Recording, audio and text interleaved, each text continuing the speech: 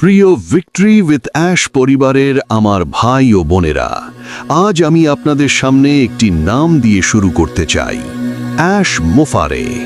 এই নামটা আজ অনেকের কাছে শুধু একটা নাম নয়, এটা কারো কাছে আশা, কারো কাছে প্রশ্ন, আবার কারো কাছে সন্দেহ।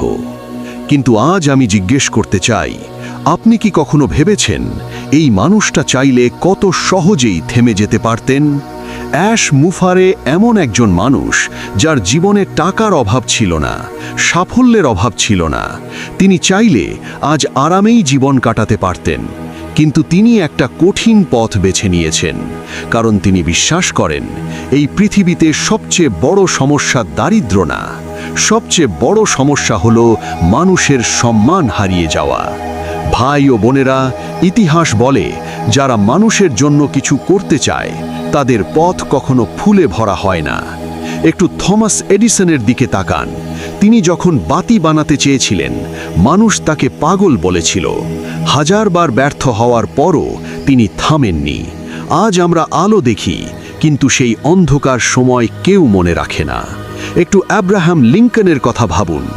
একটার পর একটা নির্বাচনে হেরেছেন, মানুষ তাকে ব্যর্থ বলেছে, উপহাস করেছে, কিন্তু তিনি একদিন পুরো জাতির নেতৃত্ব দিয়েছেন।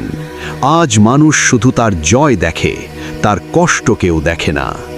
জ্যাক মা 24 জনের মধ্যে একমাত্র মানুষ যিনি কেএফসিতে চাকরি পাননি। 10 বার হার্ভার্ড থেকে রিজেক্ট হয়েছেন।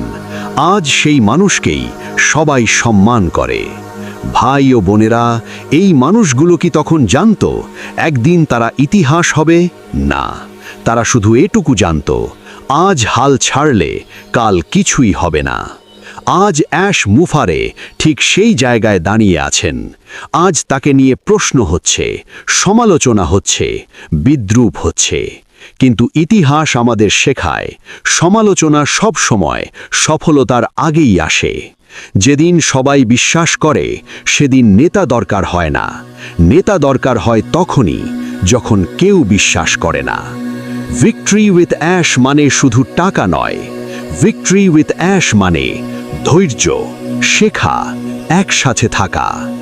আজ আমরা ফল দেখছি না, কারণ আজ শিকড় তৈরি হচ্ছে। ভাই ও বোনেরা, শিকড় তৈরি হলে ঝড় ভয় পায়, গাছ ঝড়কে ভয় পায় না। আজ যারা হাসছে, কাল তারাই বলবে, আমরা জানতাম এটা হবে। কিন্তু আমরা জানব এই যাত্রা কতটা কঠিন ছিল। অ্যাশ মুফারে আমাদের সামনে শুধু স্বপ্ন দেখাননি, তিনি আমাদের দায়িত্ব দিয়ে